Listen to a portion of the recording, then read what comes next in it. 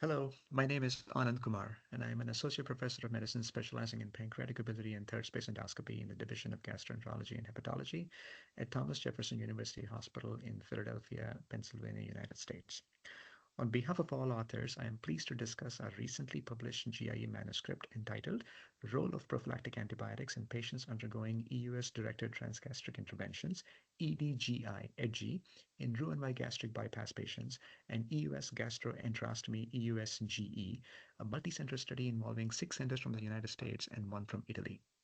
Endoscopic ultrasound-guided interventions using lumen-opposing metal stents, LAMPs, continue to expand beyond traditional indications such as pseudocyst drainage or gallbladder drainage and are now increasingly being used to create endoscopic anastomoses. In this study, we focused on 2 such interventions, EDGI EDGE and EUS GE. EDGE allows access to the excluded stomach in Roux-en-Y gastric bypass patients via LAMPS placement from the gastric pouch or jejunum, facilitating diagnostic evaluation or therapeutic interventions such as ERCP. In the latter scenario, EDGE is commonly referred to as EDGE.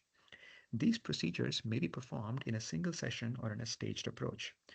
In contrast, EUS-GE is performed for gastric outlet obstruction by creating anastomosis between the stomach and small bowel distal to the area of obstruction.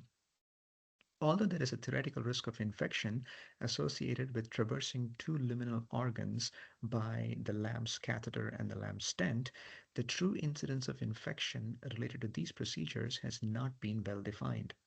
In fact, most prior studies have routinely employed prophylactic antibiotics, limiting the ability to assess infection risk in their absence. Given the broader concerns of antibiotic-related adverse effects, emergence of multi-drug resistant organisms, and C. diff infections, this represents an important knowledge gap we wanted to address. The study really emerged from clinical discussions among advanced endoscopists, some of who are on this manuscript, who had already discontinued routine prophylactic antibiotic use for uncomplicated EDGE and EUS-GE procedures and did not observe any increased risk of infections. We therefore sought to determine whether prophylactic antibiotics will reduce the risk of infections in patients undergoing EDGE and EUS-GE procedures.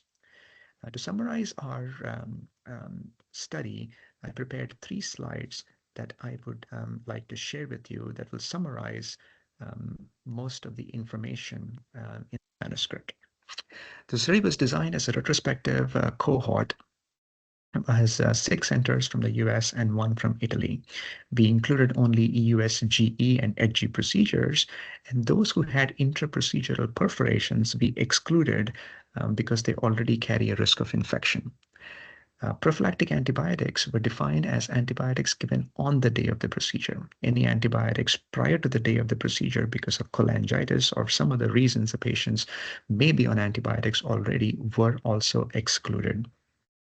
The main outcome measure was signs of infection, and we used white count above upper limit of normal or a new fever with a temperature over 38 degrees Fahrenheit as considered as signs of infection.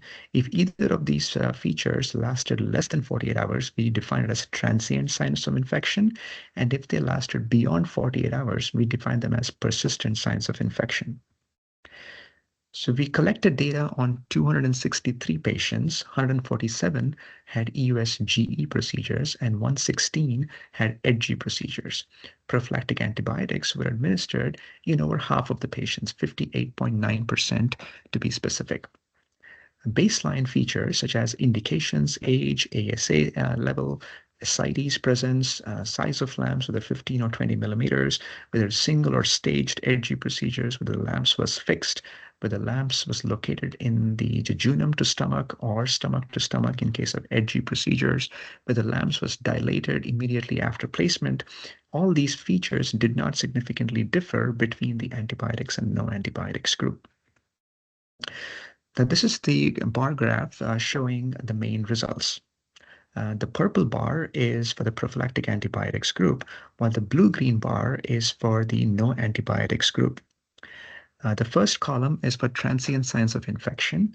There was no significant difference between the prophylactic antibiotics and no antibiotics group. Similarly, persistent signs of infection in the second column, readmission for sepsis within 14 days, were not significantly different between the two groups.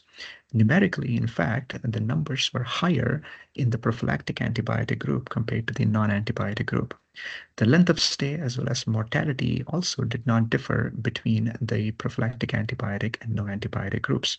When these were analyzed in subgroups of EUS, GE, and EDG, within those subgroups also there was no significant difference for any of these major outcome measures. So in summary, study shows that routine prophylactic antibiotic use does not seem to change the infection-related outcomes for EUS, GE, and EDG procedures.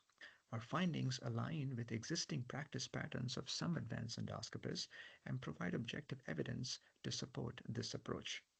Overall, our study suggests that prophylactic antibiotics may not be necessary for uncomplicated EDG and EUS and GE procedures.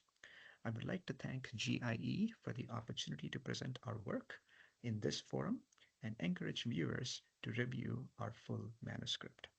Thank you.